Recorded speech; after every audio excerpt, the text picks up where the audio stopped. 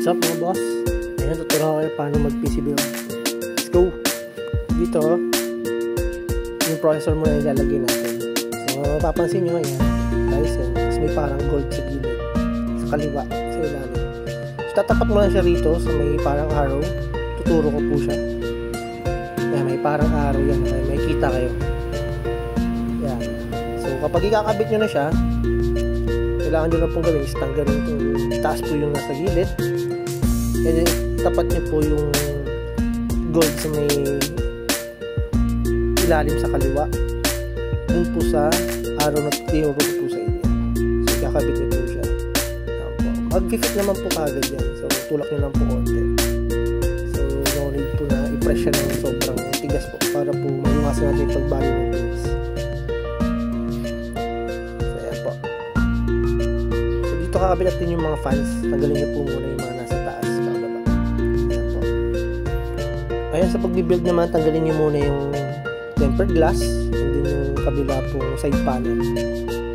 Ayan po. Madalas ko po inuuna talagang tanggalin is yung lagayan po ng hard drive and SSD.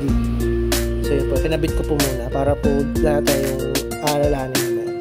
Dito po yung fans po kinakabit natin. Ayan. One by one. Yun po yung mga wires po kailangan po natin i-secure dun sa mismo lagayan po. Dito po yung exhaust, nilalagay na rin po natin. Ayan. And then po yan, kinakabit na rin po natin yung power supply. Kasama na rin po yung pag-cable management po natin dyan.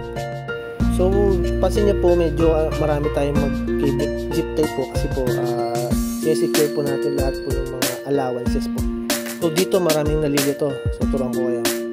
Ayan po, mapapansin niyo po meron na, yung ibang motherboard po meron na po nakalagay kung ano po yung ilalagay po natin na socket dito po sa F panel po niya. Ito po yung power switch. Dito niyo po tututok. Ayan po. Ayan. And then po yung reset po, sa baba lang po yan. Yung power switch. So yung power LED po, yung plus po is sa kaliwa po, and then yung minus po is sa kanan. Ayan, ganyan po siya ikabit. And yung power. Ayan. So next po natin ito po, yung USB 3.0. So dito po yun sa may taas po, para po makakapagkabit po kayo ng flash drive po dyan or external. Mababasa po siya ng ating motherboard. And then yung PC. So kabit nyo lang po siya. Dito po, meron naman po naka-indicate na USB. Ayan po. Ayan. Kakabit nyo lang po siya. Tapos, i-fit nyo lang po kasi merong isa dyan na ano, walang butas. So, i-fit nyo lang po siya. Dito naman po sa audio, yan. I-fit nyo lang din po doon sa may dulo. Mapapansin nyo po. Meron po isang walang pin. So, ayan. Okay na. Balik po tayo sa pagbibuild. Ayan po. I-secure po natin lahat.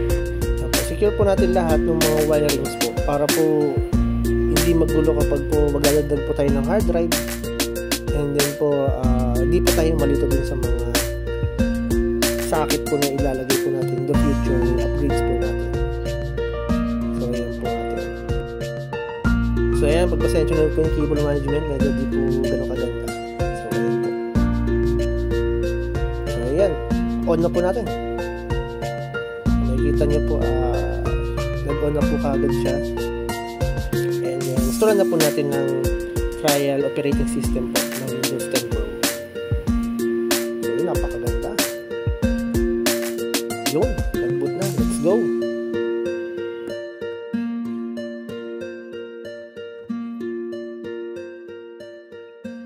So, salamat po sa panonood ulit. Thank you po.